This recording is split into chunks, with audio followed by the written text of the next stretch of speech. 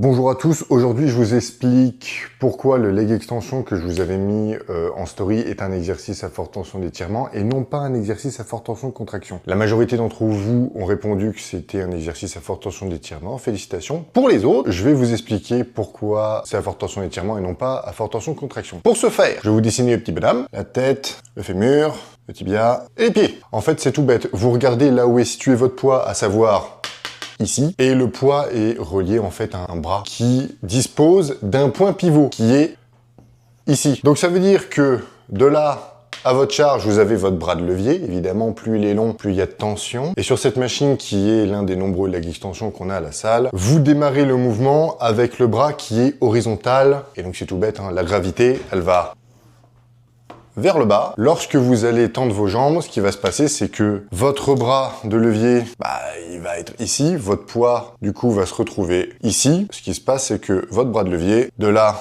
à là, il est devenu beaucoup plus court. Ce qui fait que en haut, vous avez moins de tension sur la partie de contraction, à savoir quand votre muscle est le plus raccourci. Alors qu'en bas, le bras de levier est beaucoup plus grand et c'est là où vous vous trouvez avec le plus de tension. Là où justement, votre quadriceps est le plus étiré. Voilà. Sur ce, je me casse.